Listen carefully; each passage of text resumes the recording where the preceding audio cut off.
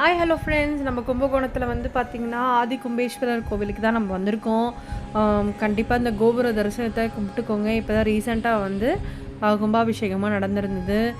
இங்கே வந்து பயங்கர பவர்ஃபுல்லுங்க. 1300 வருஷத்துக்கு மேலான கோவிலுங்க இது.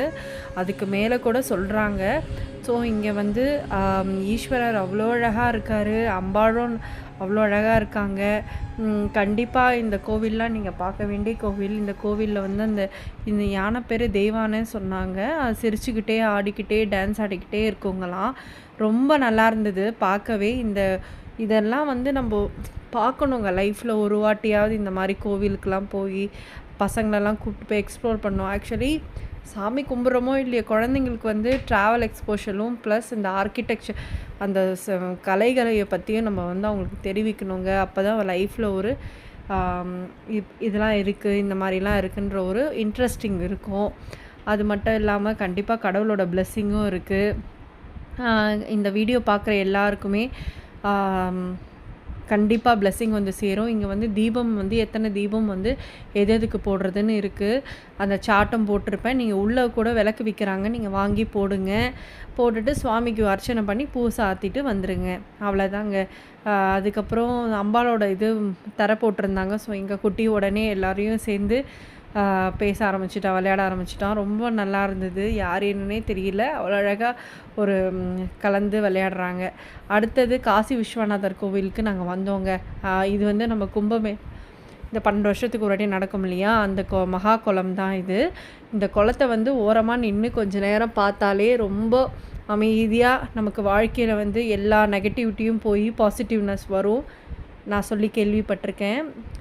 அது மட்டும் இல்லாமல் என்னடா பூட்டிட்டாங்களே, நம்ம எப்படா போகிறது, இதுலேருந்து தண்ணி கூட நமக்கு தெளிக்க முடியாதுன்னு சொல்லி அப்புறம் ஒருத்தர் வந்தாருங்க. ஈஸ்வரர் அமிச்சார், நீ ஏன் தெளிக்கணும், இரு உனக்கு தண்ணியே கொண்டு வந்து கொடுக்குறேன் அப்படின்னு சொல்லி எனக்கு எடுத்துகிட்டு வந்து கொடுத்து ரொம்ப சந்தோஷமாக இருந்தது. ஒரு வாட்டர் பாட்டில் எடுத்துகிட்டு வந்து கொடுத்தாங்க. அது மட்டும் இல்லாமல் மறுநாள் தை அமாவாசை. அந்த அமாவாசைக்கு 4 மணிக்கெலாம் அந்த கேட் திறந்துருவாங்க. போய் காலை நினச்சிட்டு தலையில் தண்ணி தெளிச்சிட்டு அந்த முகத்தை கழுவிட்டு வந்தோம். ரொம்ப ரொம்ப ரொம்ப பிளெஸ்ஸிங் வந்து கடவுள் வந்து நமக்கு கொடுக்குறாரு. பார்த்துக்கோங்க, என் லைஃப்பில் இந்த மாதிரி ஒரு மிராக்கிள் நடந்தது.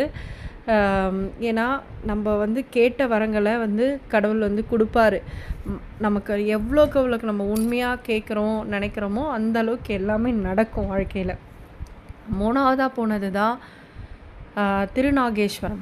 அங்கே வந்து பார்த்திங்கன்னா இந்த ராகு ஸ்தலம். அது நோய், நம்ம உடம்புல இருக்கிற நோய்கள் எல்லாமே வந்து சரியாகணுன்னா நம்ம ஸ்தலத்துக்கு போகலாம். அது ராகு கால பூஜையில் வந்து அந்த சாட் போட்டிருக்கேன் பாருங்கள்.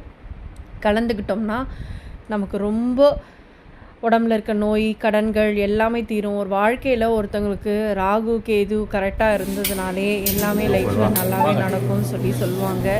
ஆனால் கிரகங்கள் அப்படி தான் வந்து அப்ஸ் அண்ட் டவுன்ஸ் இருக்கும். அதுக்கெலாம் நம்ம சோர்ந்து போயிடக்கூடாது.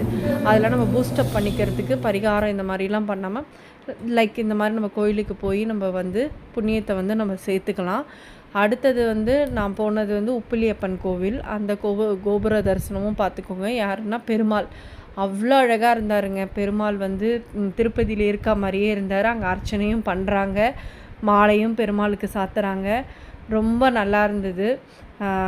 லைஃப்பில் இதெல்லாம் கண்டிப்பாக பார்க்க வேண்டிய இடம். கண்டிப்பாக போய் பாருங்கள். எனக்கு தெரிஞ்ச இன்ஃபர்மேஷன் உங்களுக்கு சொல்லியிருக்கேன். நம்ம சேனலை சப்ஸ்கிரைப் பண்ணிவிடுங்க. Once again like and share பண்ணுங்கள். தேங்க்யூ ஃபார் வாட்சிங்.